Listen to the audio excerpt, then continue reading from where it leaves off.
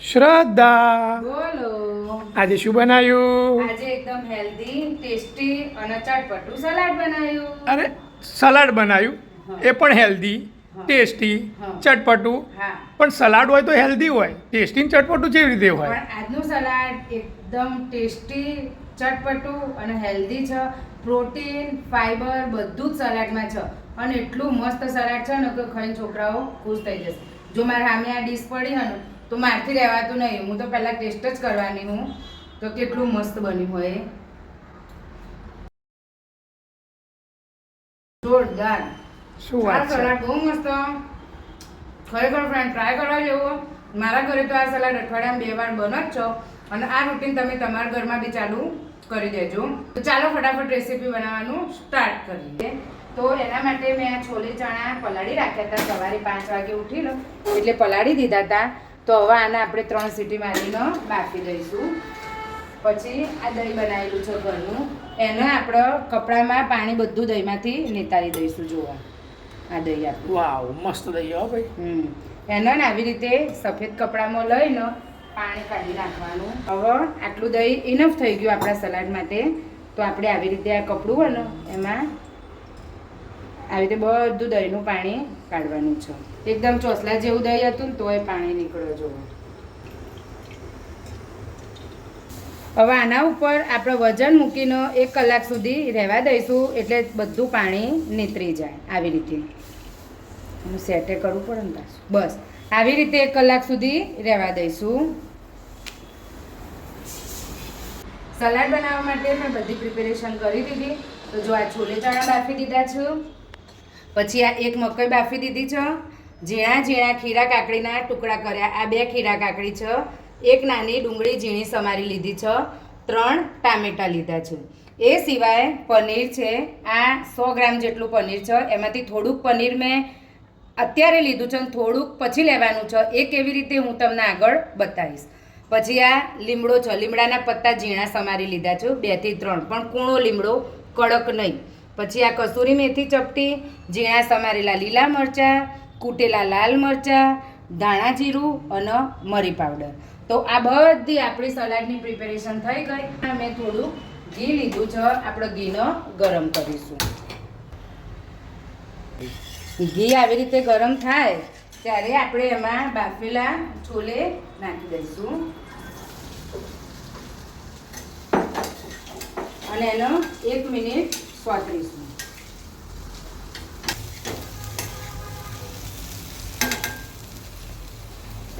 તો તમારા ઘરમાં કેવું છોકરાઓને કહીએ ને આજે સલાડ તો મોઢું બગડી જાય, પણ તમે આ રીતે સલાડ બનાવીને આપશો ને તો છોકરાઓ ખુશી ખુશી ખાઈ લેશે.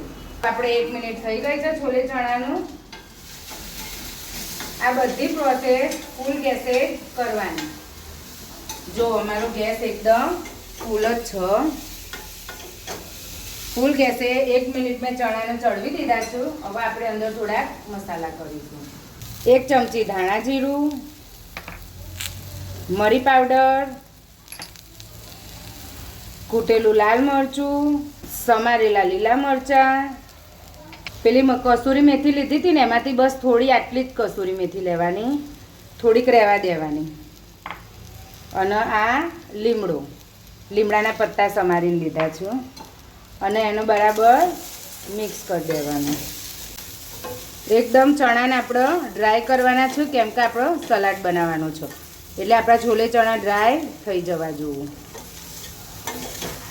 અને જો આ બધા મસાલા ચડશે ને એટલે મસ્ત સુગંધ આવશે એટલે સમજી જવાનું કે આપણા ચણા થઈ ગયા. જો બધા ચણા એકદમ ડ્રાય થઈ ગયા, એક જરાક બી પાણી છે નહીં.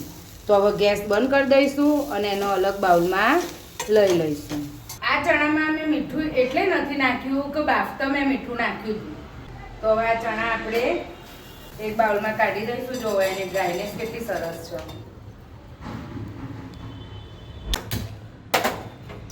હવે એ જ કઢાઈમાં પાછું થોડુંક ઘી લઈશું.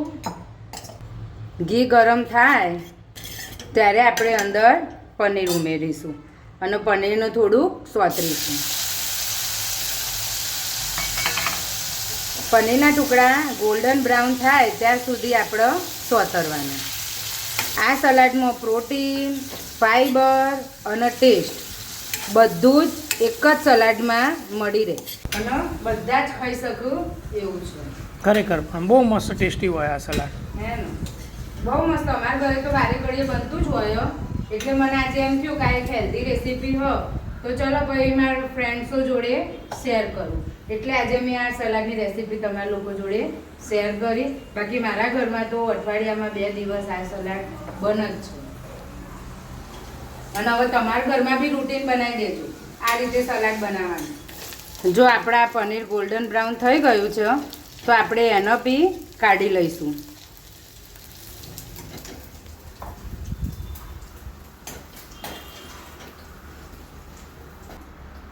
હવે એના એ જ કઢાઈમાં થોડું ઘી બચ્યું છે તો એમાં આપણે આ મકાઈ સાંતરી દઈશું.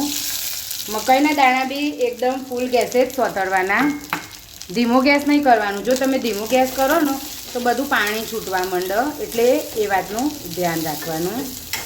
બસ આવી રીતે ફાસ્ટ ગેસે 1 થી 2 મિનિટ મકાઈના દાણા ચડવવાના. કેમ કે ઓલરેડી આપણે મકાઈ બાફેલી જ હોય, ખાલી પાણી ઉડી જાય ને બસ એટલું જ ઘીમાં પકવવાનું જેથી ઘીનો એક ફ્લેવર આવી જાય મકાઈના દાણા ઉપર અને થોડા ક્રન્ચી દાણા બની જાય એટલે સલાડ ખાવાની વધારે મજા આવે. જો આપણા મકાઈ 2 મિનિટ શેકાઈ ગઈ, એકદમ ડ્રાય દાણા થઈ ગયા અને એકદમ ઘીની શાઇન બી આવી ગઈ ને ફ્લેવર બી આવી ગયો. હવે આપણે એનો પણ આ બાઉલમાં કાઢી લઈશું. આ બધી વસ્તુ બરાબર આ મિક્સ કરી દઈએ આપણે. અને આ બધું ગરમ છે તો આને પહેલાં ઠંડુ પડવા દેવાનું.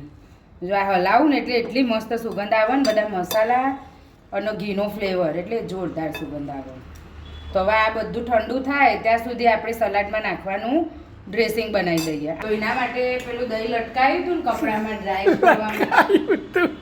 હા તો એ કપડામાં લટકાવ્યું લટકેલું દહીં. હા તો એમાંથી જો આ બધું દહીંમાંથી બધું પાણી નીકળી ગયું. જો આ દહીં એકદમ ડ્રાય થઈ ગયું છે તો બસ આવું જ દહીં આપણને જુઓ સલાડ માટે એકદમ ડ્રાય દહીં.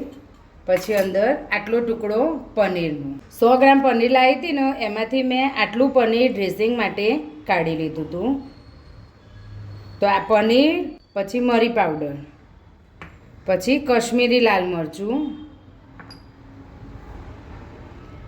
કસૂરી મેથી અને સ્વાદ પ્રમાણે મીઠું. પણ એક વાતનું ધ્યાન રાખજો કે આ સલાડમાં લાલ મીઠું વાપરવાનું.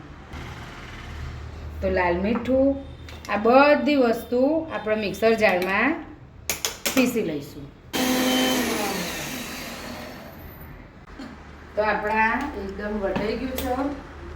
જો આપણું ડ્રેસિંગ એકદમ તૈયાર થઈ ગયું સલાડ માટેનું. જુઓ કેટલું સરસ છે. છોલે, પનીર અને મકાઈ એ પણ ઠંડા થઈ ગયા છે. હવે આપણે એમાં ઝીણા સમારેલા ટામેટાં,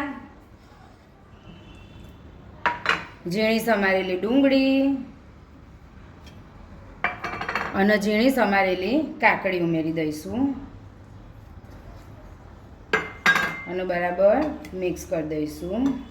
જો આનો મિક્સ કરવાની એક રીત બતાવું તમને. રીતે મિક્સ કરી દેવાનું એટલે બધું ઉપર નીચે મિક્સ થઈ જાય. જુઓ 2 ચમચીની મદદથી આવી રીતે બધું બરાબર મિક્સ કરી દેવાનું. અને પછી ડ્રેસિંગ તમારે કેવું કે અત્યારે વેળી જ નહીં દેવાની. કેમ કે તમે ડ્રેસિંગ વેળી દો અને પછી મોડા ખાવાનું હોય તો મજા આવે નહીં. એટલે અત્યારે તમારે જેટલું ખાવું હોય ને એટલું સલાડ અલગ બાઉલમાં લેવાનું. આ પ્રમાણે જેટલું ખાવું હોય ને એટલું સલાડ લેવાનું અને પછી એમાં ડ્રેસિંગ ઉમેરવાનું અને આપણે સલાડ ઉપર નાખીશું.